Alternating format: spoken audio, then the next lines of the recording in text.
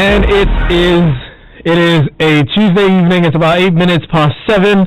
My name is Kobe Spikey and Kumar. You're tuned in to Joy 99.7 FM. And the show is Geek Squad, where we talk tech, talk gadgets, talk science sometimes, and we talk everything that has to do with bits, bytes, and megahertz and gigahertz.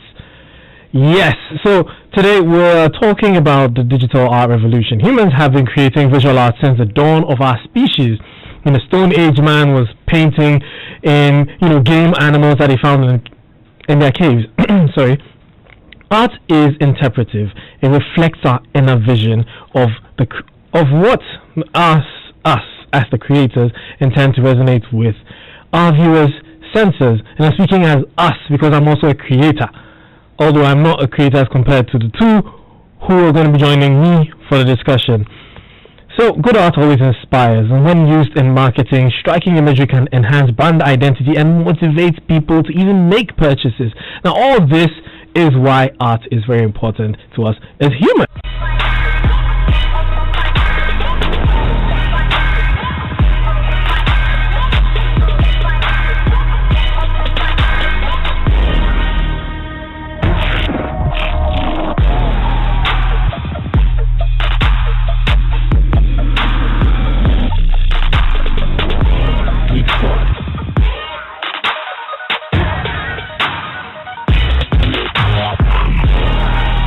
So, today I'm joined in studio, finally after a very long not having people in the studio. I have with me Bright Akwe of Bright Akwe Studios. And then I have with me Toby Vanica of Indigene Bros. Hi guys. Hi. Charlie. What's up? Yeah, It is what it is. Anyway, so before we get into the conversation proper, I have to tell my listeners about what's happening in the tech world. Sometimes people wonder, hey, what's new, what's up, what's happening? First off, let me tell you what's happening. Google Maps is back on the Apple Watch, and I'll tell you why it's back on the Apple Watch. Google Maps is going to return on the Apple Watch after it disappeared miraculously 3 years ago. The app was an extension of Google Maps' iPhone app, but it was pulled in 2017 with no explanation provided for the move. I mean, Google didn't tell us why, but they just took it off. Number 2, Xiaomi has announced the Mi 10 Ultra. It's a phone, if you don't know. Xiaomi is a Chinese company. They make smartphones, and they've launched the Mi 10 Ultra, and it has 120 watts fast charging. Now, if you don't know what 120 watts fast charging is, it is when your phone can charge fully in 23 minutes. And in just 5 minutes, you can get 41%. Now think about it. You're about to step out. Your phone is almost dying. Plug it in. 23 minutes. Full battery. Yeah. That's the Xiaomi Mi 10 Ultra. You can read more about it online. Microsoft has also integrated the Android apps into Windows 10 with their new Your Phone update. Now, Microsoft is now allowing Windows 10 users to run Android apps side by side with Windows applications on your PC. It's part of a new feature on your phone. Not your phone, but an app on your PC called Your Phone. And it's available to Windows 10 testers. So if you're a tester of Windows 10, you can test that application. And for now, those who use Samsung phones are the ones who are going to benefit because it's readily available on their phones. And then also, Google is turning Android phones into seismometers. You're probably wondering, what is a seismometer? A seismometer is an earthquake tracking system. Now, all smartphones come with tiny accelerometers that can send signals that indicate that an earthquake might be happening. If the phone detects something that it thinks may be an earthquake, it sends a signal to the earthquake detection server, that's Google's, along with a coarse location of where the shaking occurred. And then finally, in our local news, the National Cybersecurity Center and the CID have nabbed Empress Leaks operator. The operator of Empress Leak, a site that's devoted to child pornography and adult sexual content, has been arrested for alleged sextortion.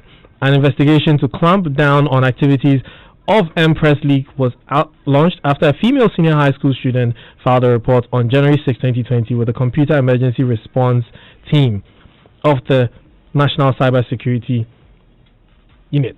The report by the victim, who is below 18 years, was to alert the CERT team of an uploaded sexually explicit video of her to the website. So that's it for today in what's trending in the news since last week Tuesday.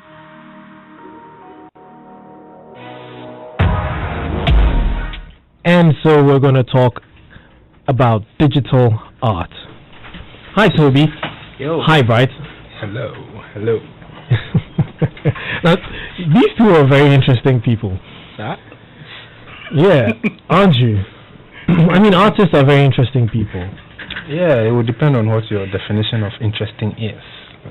So what is your definition of interesting per my definition of interesting? Well, since you decided to christen me as an interesting person, you go first. You can tell me what you think makes me interesting. Considering how you create characters out of people that we already know, and then heighten their features and tell stories with your art, that makes you interesting, no? Oh, okay, yeah. And Toby, I mean, I can't say this and point it at one person. Both of you are interesting people. How you can create characters, some of them real, some imaginary, and that's what makes you interesting. Yeah. You have friends that we don't know, and we will never know. It's not as fun as it may seem. You know, when you have friends you can't talk with, it's all in your head. So maybe interesting means going a little. I mean, to some extent we are all a little cuckoo. Yeah. I mean, every creative person has to be cuckoo to be creative. Yes, you have to. And that's what makes you interesting. Anyway, so visual art is always evolving. For example, there was a time when the oil easel painting was a new transformational medium, but in the coming years we'll be unleashing the artistic potential of some things like virtual reality, augmented reality, and you, my guests in the studio today, are people who have been at the forefront of this ever-changing technology, if I should put it that way. It started off, well, when it started, we call it traditional now, but when it started, it was also technology. Yeah, I mean, painting with a brush on canvas was technology at the time.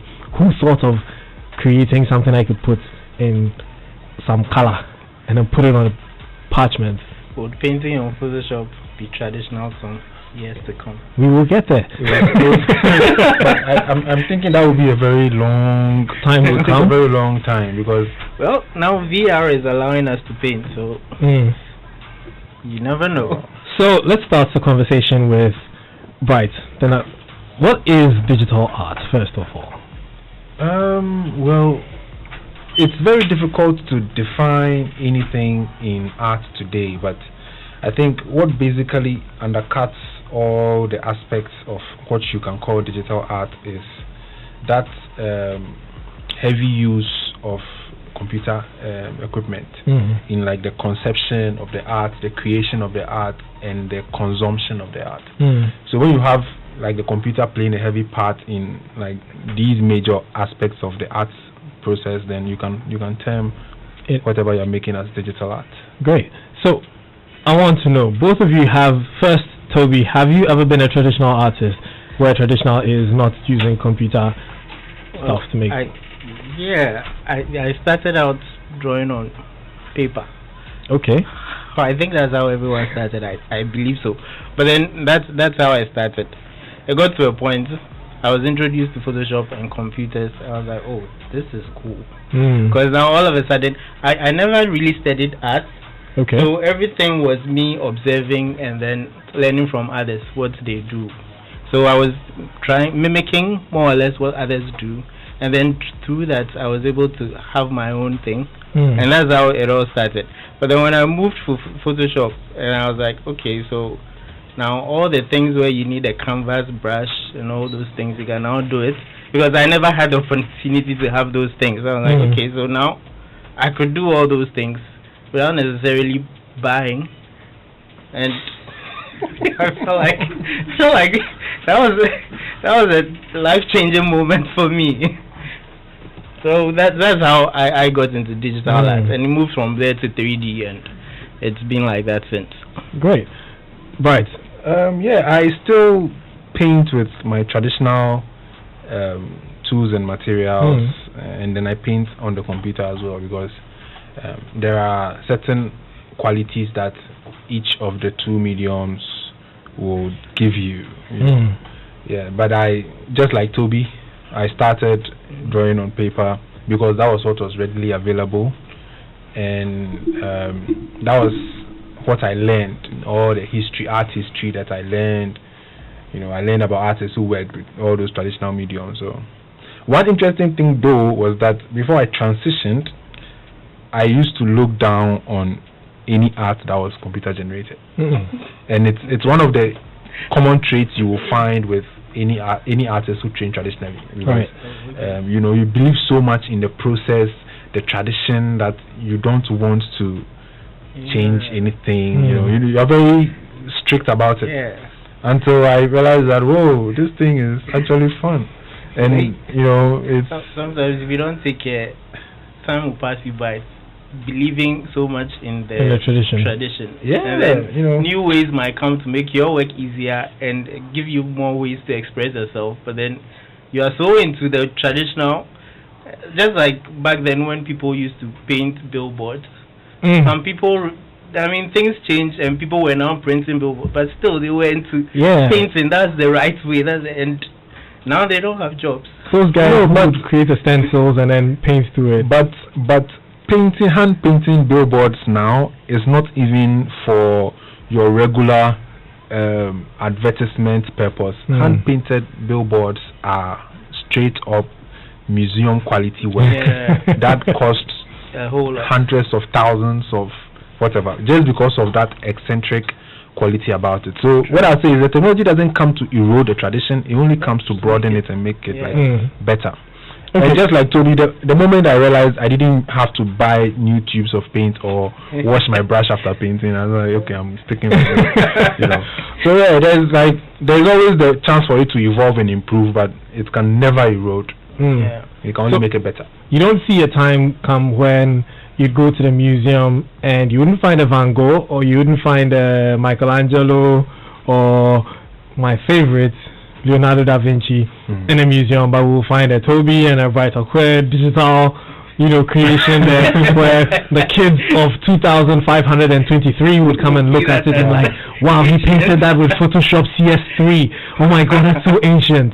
It's a long shot, but it's an exciting prospect. I personally have seen a museum exhibit a Van Gogh solely using virtual reality technology, where the audience are able to immerse themselves in the painting. So, the same painting you would go to maybe a small museum and see in a small rectangular shape is now so huge it's consuming you. So in that instance, I would say the technology has come to make the experiencing a Van Gogh more immersive and improve the experience. It hasn't come to erode it. But then you don't. So I read somewhere that what makes a traditional painting more valuable is how all those brush strokes and all those little tiny fine coarse details, and that's what people look at and then they think, oh, this is very expensive. But then again, not everyone is able to appreciate that, unlike now where a double tap can let people appreciate an artwork versus someone going to a museum to look at a traditional piece of artwork. So doesn't this mean that the people coming, or those who are going to be appreciating the art, are going to forget what it is like to appreciate traditional art and now just appreciate digital? I personally still think it would never erode it. It would only make it better. Okay, you agree? I feel like the further we go, the more expensive those traditional arts will be. But I don't. As humans, we find it difficult to throw away things like that. We never really fully neglect it. It just becomes more expensive. There's a whole lot of history embedded in the history, culture, tradition. We might raise new things, but the old still prevails. It's like the automotive world where classic cars become collector's items. Exactly. Even though now everyone is going to electric cars, but you find that some classic Ferrari from 1930 something will cost millions and millions of dollars. Meanwhile, the car can't even go from here to Circle without breaking down. Right now, if you have Super Nintendo Entertainment Yeah. System. Yes. That's a It lot. could call a lot of money. I think people put a lot of money into nostalgia. Yeah. Yes, So yes. I don't think it will ever go away. Great. Now, let's talk more about what you guys do. You told me how you guys transitioned because, yeah, you didn't have to spend more money. So we're doing this because there are a lot of people out there who are probably thinking, can I really have a job as a digital artist? You know? Oh. Yeah, I studied visual arts, and then I dropped out of school. Not dropped out, so I came out of school. So yeah, there are people who also dropped out of school. This is also for them. And I'm thinking, can I pursue a career in digital arts because I have a laptop and I have Microsoft Paint and I'm enjoying a house. I started with Paint. You see? Yeah. So I'm on the right track. I started with Paint, true. So, as a digital artist, first to you, Bright, and then to you, Toby. Bright, when you became a digital artist, did it look like it was going to be a career for you? I'm still not certain. But that's the fun part about it. Mm. You know. The uncertainty. Yeah, the uncertainty, but you definitely know something is going to come out of it. You know, for me, the fact that I'm sitting here talking to all of you is a marker. It's a mark that I'm doing something right. So, right. Yeah, definitely something is going to come out of it. So how did it begin? How did it begin? Well, what was it? Maybe 2012 or 13 was when I made that conscious effort to try painting digitally. I had been introduced to painting with Photoshop around 2007 in school by one of my teachers, Dr. Anum. I don't think he'll be listening, but let me just say his name, Dr. Anum.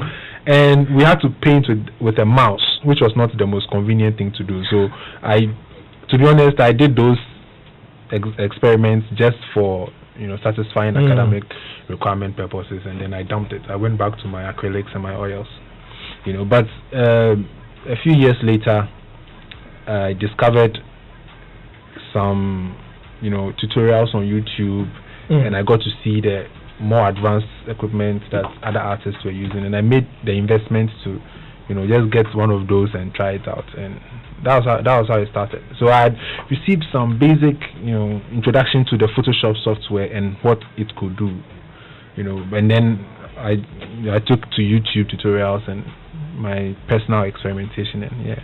Wow. Toby. Yeah. So with me, the digital thing started. It actually started before the whole introduction to Photoshop. That was when a friend of mine had this thing, a computer. I didn't have one at that time. And then I saw Paint. And I used to draw cartoon characters. I had a formula for some reason, like Mickey Mouse. I didn't really need to know how the thing was. There was a formula to my drawing. I just said it was just one pose, one angle.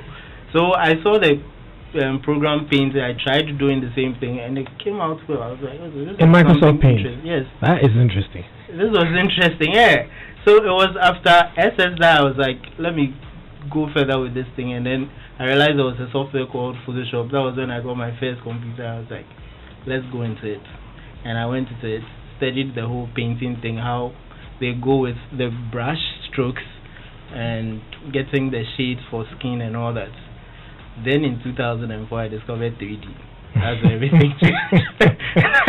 Now that it was in 2004. I discovered 3D by this guy called Nase. He wanted to do a game, and he brought me on board.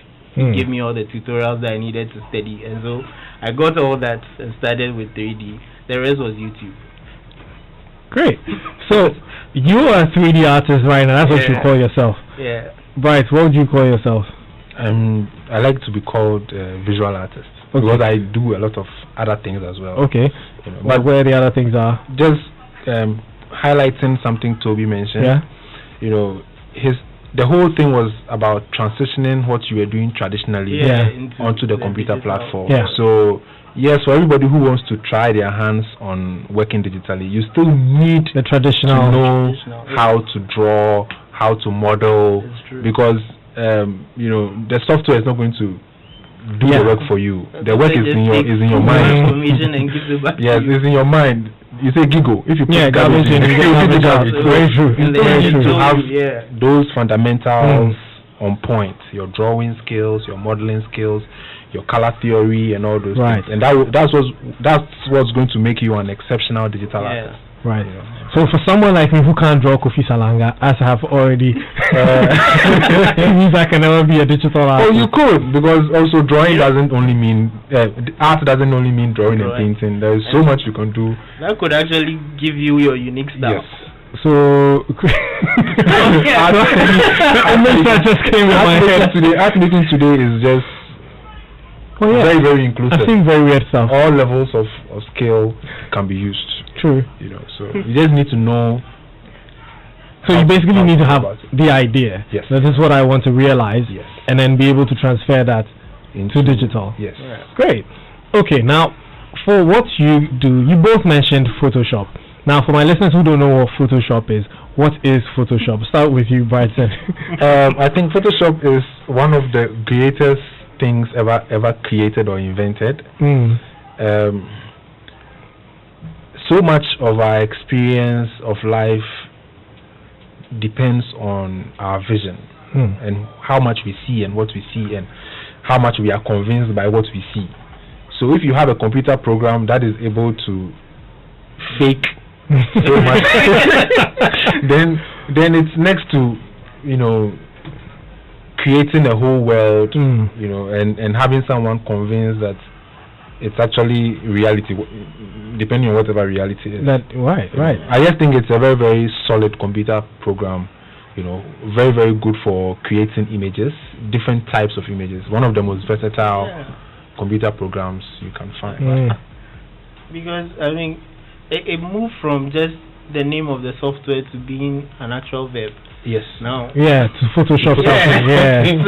So it's become that relevant. Yeah, it's one of those softwares that no matter who you are, so whereas you do something in visual arts, you will definitely have something have to use do Photoshop. with Photoshop.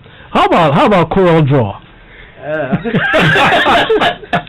Okay, so the thing is, Corel Draw is a vector-based software, so it's not as versatile as Photoshop would be. Corel Draw could be associated with Illustrator. Okay. Illustrator, but they are also for drawing. Yeah, really? vector-based drawing. When you say vector-based drawing, like last time I had vectors was in my math class. Yes, the thing about vectors is that it has to do with maths. Okay. So where pixels you can zoom in and you find the individual pixels. With vectors you can't zoom in and find individual. It has this infinite zoom. Right. It's constantly sharp because it's vector. So that's the thing where if you want to create realistic stuff, there are shades of different colors on that make the thing look realistic. It's difficult to achieve that when you are dealing with sharp colors. Yeah. Where there's definite lines and where this color ends, this color begins. Then regardless, it looks like a cartoon. Yes. So then vector gives you a different feel when you're looking at that, and when you look at Photoshop, which is a bitmap-based software, you're able to achieve all those things. Photographers use it. Digital artists, painters, so many people. Think of vector-based softwares as your strict parent, and the bitmap-based as your more flexible parent. Right. You know, one has. You can go and play. You can play this way, even if it's not that way. You can, but the other one is more like this is the way. There is no other way. That's why vector-based softwares are used mostly for graphic designing. Yes. Right. When you say graphic designing, you mean like stuff for the daily, like a graphic more newspaper? Let me say more text-based images that don't require. So like shapes and stuff. Shapes, you know, hard-edged shapes and designs. Okay. You know, whereas the bitmap is more for fluid.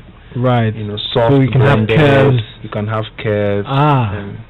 So you can have curves in either way. But one is curvier. One is than the other. Curve. The curve.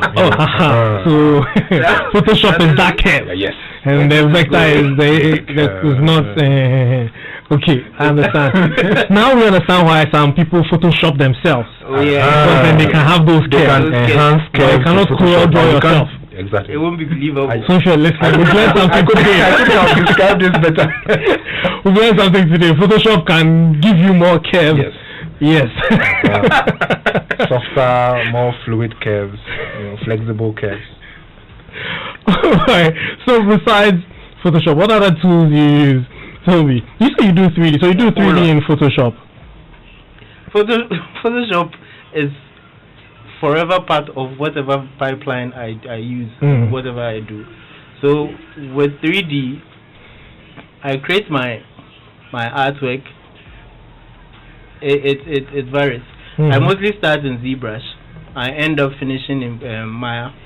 Then when I render it, I treat it like a photograph that has been taken by a photographer. So now I have to color correct and touch up the picture. Okay. Then you mentioned something, though. ZBrush is a brush made out of a Z. ZBrush is actually a 2.5D software. It's not. You've even just taken us further down the rabbit hole. Like if I said ZBrush, I was cool with that. That was a brush that was made like a Z. Now I said 2.5D. So what is 2.5?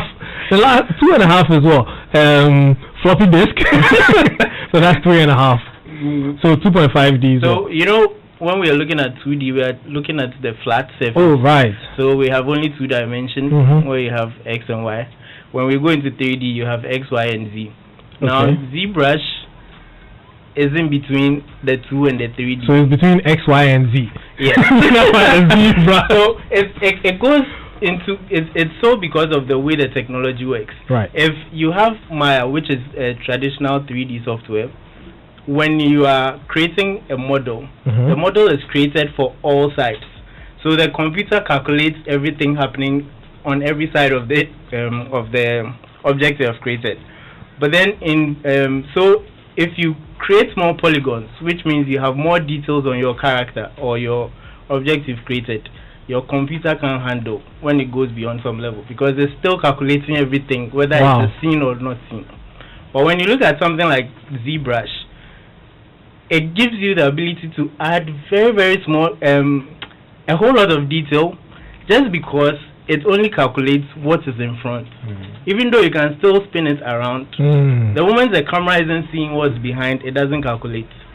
So it gives it the ability where it's able to allow you to have so much detail in your work. Right. But then most traditional 3D software doesn't. The technology behind it doesn't work that way. Okay. So that's it with ZBrush, and it allows you to have details where you can add skin pores to your character and all those small skin pores to your character. So then I do that. Then I carry those details into my Maya software and I apply it on a lower resolution model. Okay. So it looks like a high resolution model, but the base is a low resolution. Okay. Let's just pretend I understand that. But for the sake of my listeners, we're taking something created in ZBrush, which is, let's say, the skin. So you take my skin, which is high definition. So it's like the big TV that people have in their room. Exactly. You take the image from that, and then we go to the Miawinisha small TV, where you have the caricature of me, and then you put my skin on it. That's what you just said, right? So that small TV is able to show that high definition, even though it doesn't have all the technology to show actually the very minute details. Good. So you can't really edit it there. It just presents it. Yes. Okay, so it's like taking a 4K movie from Netflix and showing it on the small TV. Like your phone. Like your phone. You see, we're getting there. I'm becoming a digital artist. By the time we're done, I've done the theory. Give me a certificate. Anyway, so you use ZBrush, Photoshop, and I heard you mention Maya. Yeah. That's the girl. What does she do? What does Maya do? The girl. Yeah, you mentioned Maya. Maya is more of a Maya is like the Photoshop of 3D. Oh, so it's a software. That's a whole lot. Yes, it's a software. So it does animation, it does rigging, it does VFX, it does modeling, lighting, dynamics. It does everything you need in a 3D pipeline. But then most people don't use every aspect of it. But then it has everything in there. Great. Cool. So, Bright, You mentioned Photoshop. Besides that, what else you use? Right now, I'm just exploring Photoshop. I tried working with Corel Painter before, but my computer that I had couldn't handle it. Every time I tried to work, it would freeze or give me blue screens. So I just switched to Photoshop. Okay. So that's the main software that I work with when I have to paint. But aside that, I have a few toys. Right. First of all is my laptop. Okay. 17-inch HP Omen. Nice. Because for my kind of work, and I believe for a lot of other digital artists, you need a very powerful lot of horsepower. that can render graphics. The computer I use. Yeah. So i7, i9. What? I have a HP Omen. Yeah. And just when you pop this color and said HP. Yeah, he's really proud of it. It wasn't easy to come by. I cannot say the same, but really? Okay, you go and you come by. Right. So, and then I have my 27-inch QHD Wacom graphics tablet. Nice. Which is usually hooked to my laptop. And then I have a smaller Intuos, Wacom Intuos, donated by my friend, Captain Bontres.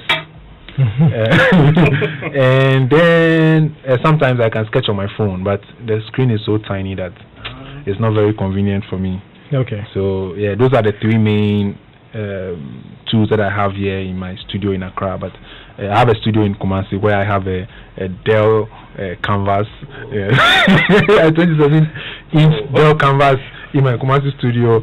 Yeah, so nice. And then in my Lenovo Y700. So I've had to invest a lot in in good equipment, good toys, Yeah. Good toys. Now we'll get to how the investment came about because that's the crux of the matter. But Toby, you're saying so what toys? I used to have this machine that was my main one.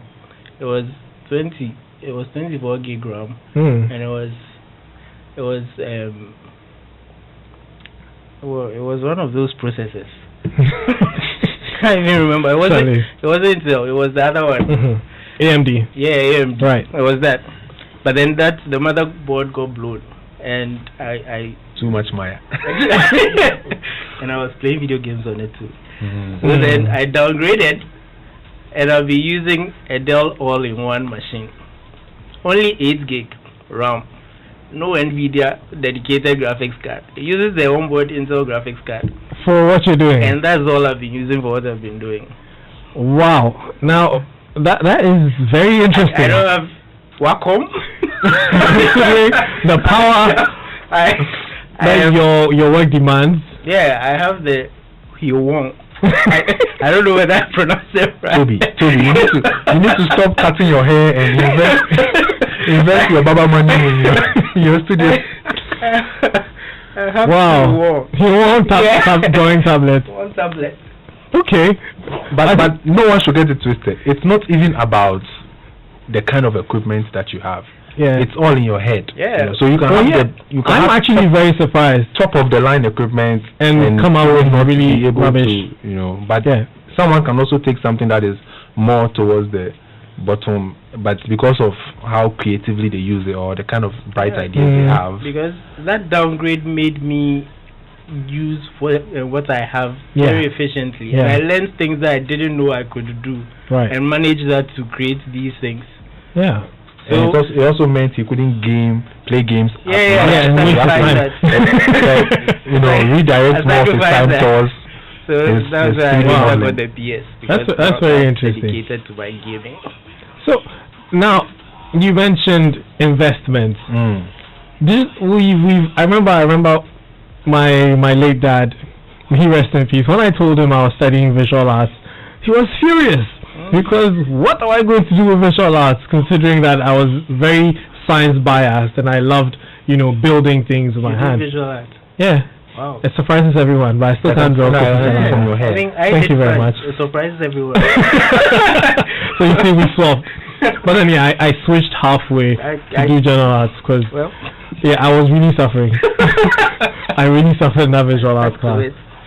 So it's been a problem. Most parents don't think children can ever make it in the visual arts industry. Yeah. What are you going to be? A sculptor, a painter? You know, but elsewhere we've seen that art is really, really lucrative. So what do you guys think? First off, how do you make money? How do you make a career out of visual art?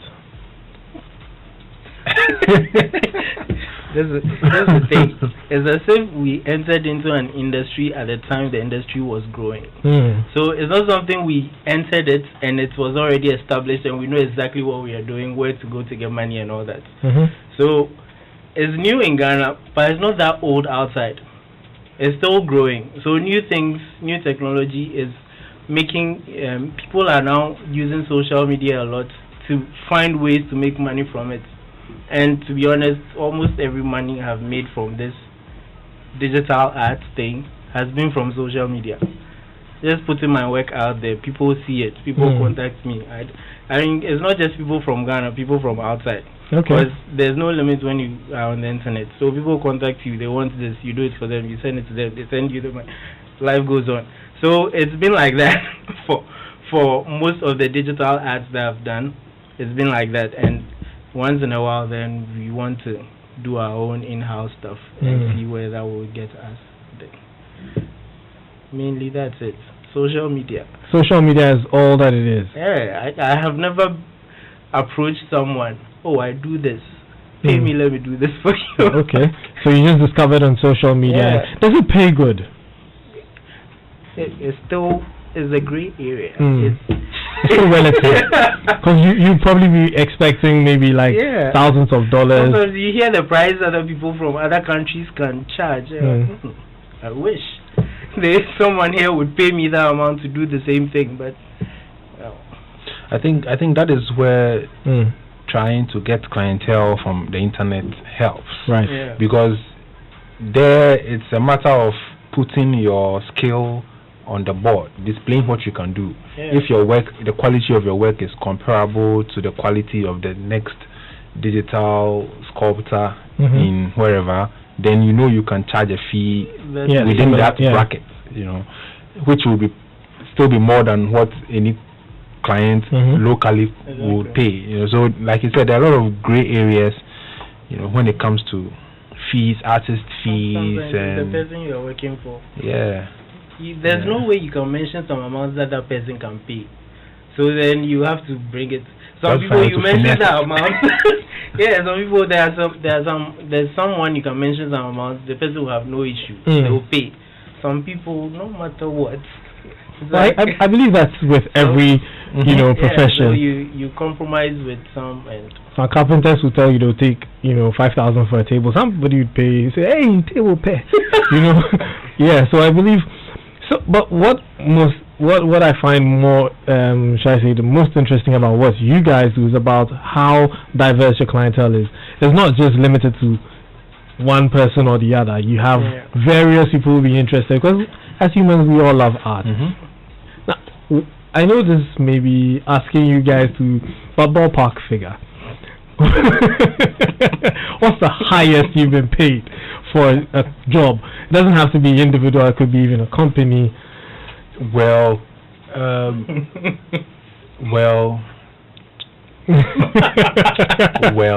So I mentioned earlier, I paint digitally, I paint traditionally. Right. You know, I do graphic design sometimes for freelance for art agencies and all. So I have like multiple streams of income. You can call it that, but so sometimes I have to take funds from one account to sponsor the other one project from here, and do, just so that I can work and still create work that I love and enjoy. Because it's not only work for me; it's also my life and my entertainment and everything. But one of the best projects I've worked on in my digital painting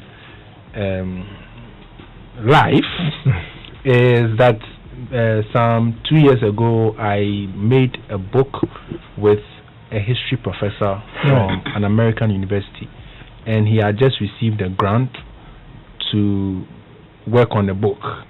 And I think he found me on Facebook because I made a drawing and I posted it, and it looked like what he wanted. Right. So he wrote me. He traveled to Ghana. He came to my studio. We spoke. You know, he showed me the project. I was interested. I wanted to work on it, and then he told me, "Oh, well, he has a grant, so he can't pay me my fee, but there is a certain allocation for whoever does the illustration, and it is XYZ figure." And no one knew figures were lessons. It was very, very good. It was very good. I had never received range. Yeah. Can you buy a car? Oh yeah, it can buy a car. How many cars? It depends on what kind. It depends on what kind of car, but maybe if I added a few coins, then I could buy one of the new Volkswagen cars that are being assembled in Ghana. Great, yes. great. Yeah, so yeah, you get an idea. But sometimes I can do that a similar kind of job for another client who's, you know. But I understand that's how it works. Yeah. So that's how it has to work. So you cut corners sometimes. And so me, if I would go to a particular project, it would be something I did with this director. He's called Jareth. Right.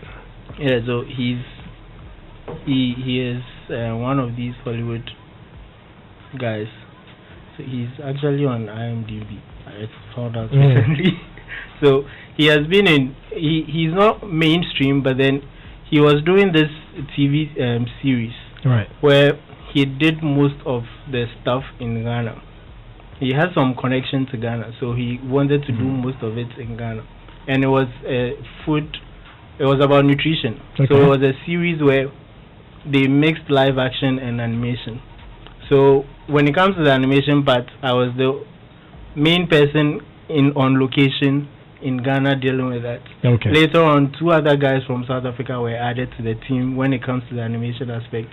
But then when it the whole digital aspect of the thing in Ghana was being handled by me. So that one at that time was the biggest that I have gotten. So even though at this moment it would be a bit because of inflation and all that, but then at that time it was big money huge. for you. Yeah. So range. Can you buy a car? Couldn't have bought a car then. Yeah, I could have, but then I needed other things to sort out. So I could have. Great. So now we've almost run out of time. So I need you guys to tell me what you love about your jobs. So what do you love about what you do? Sorry. The fact that I imagine something and put it out there for everyone to see my imagination. There's this joy when you there's this joy you get when people see it and they appreciate it. It's priceless. So that's what motivates me to do more.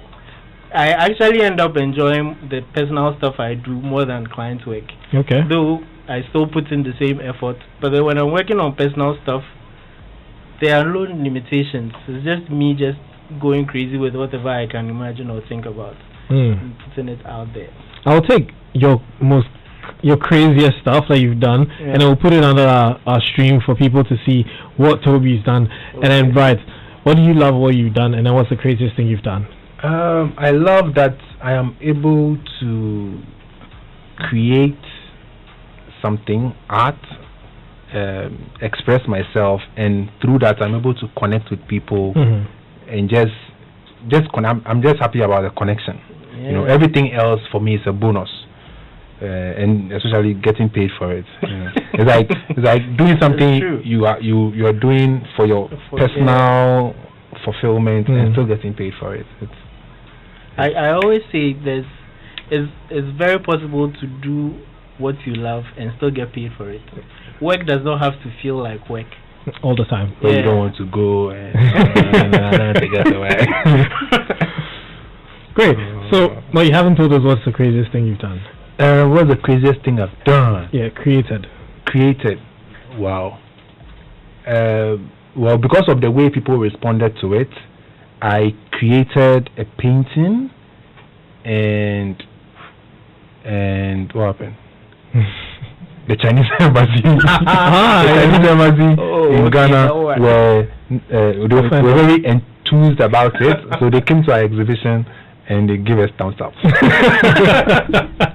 And you will share this with us. So we should the stream. Now, it's rather unfortunate. Which word is my craziest? You seem to already know which. No, I don't. I don't. Because you said you put it up there. Yeah, so you're going to tell us. Would that be? So what is it? Oh, okay. It would have to be one artwork I did, which I called Friday. Yeah. What was it? So when it goes up there. They would see. Everybody will see. Okay, yeah. So listeners, if you're listening to us, this is Toby and Bright Aqua. They're both digital artists. We'll be talking about the transition from traditional art to digital art, and yeah, it's been a very engaging conversation. So much so that we unfortunately couldn't ask you to send us your questions or call in because we ran out of time. But you can still drop your questions on our social media under the stream. I'm sure Bright and Toby would answer them. You can find us on Facebook at Joy997FM, and then on Twitter, same at Joy997FM. One question just came in. I'm going to read it. Hi guys, have you guys heard about glitch art?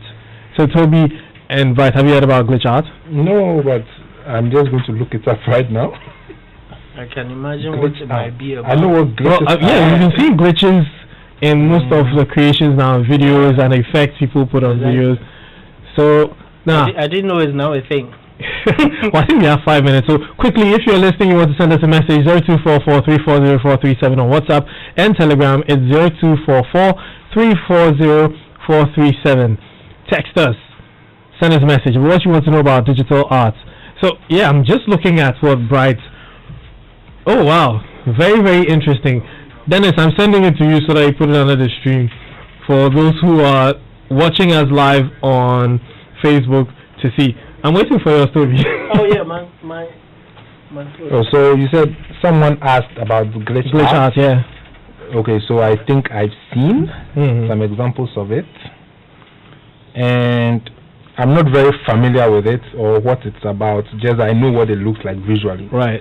You know, and anytime I see any art style or new art movement, I like to, go more into it and know more about it before I can say anything intelligent.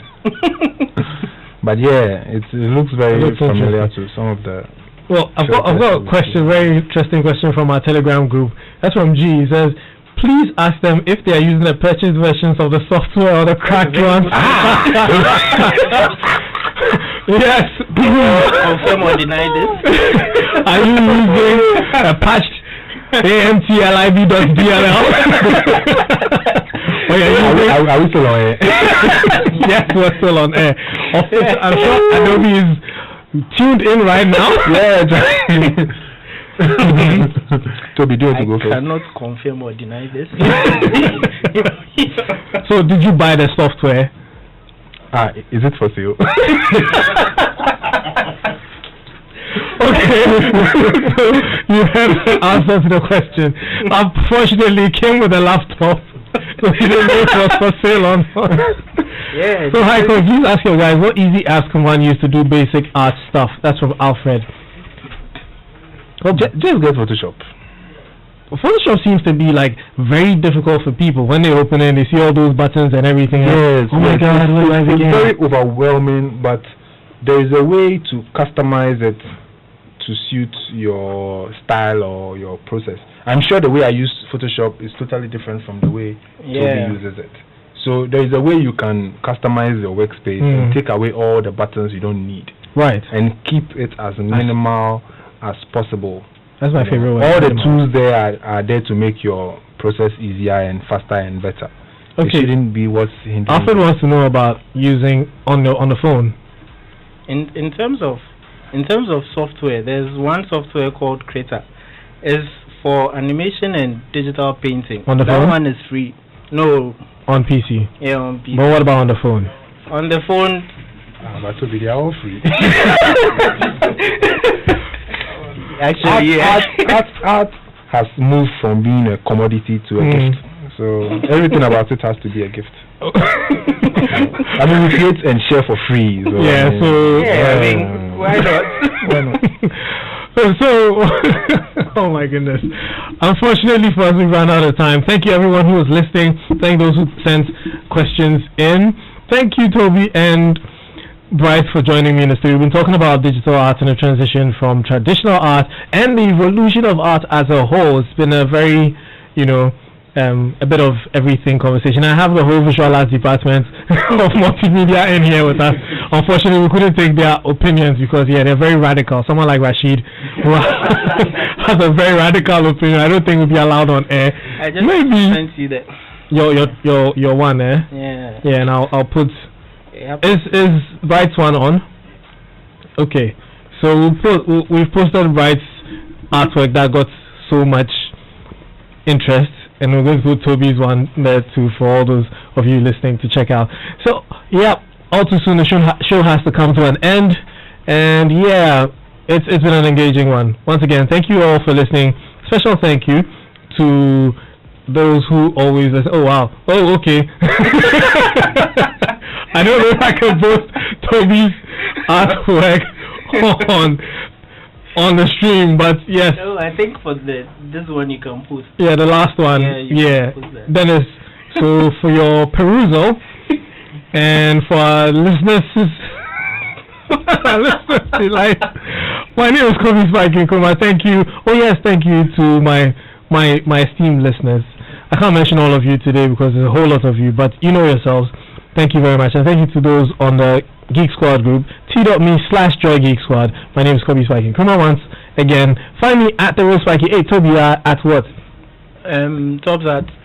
At Topsart, and then Bright. At Bright Aqua. At Bright Aqua. Everywhere. Everywhere. Yeah. See you next week.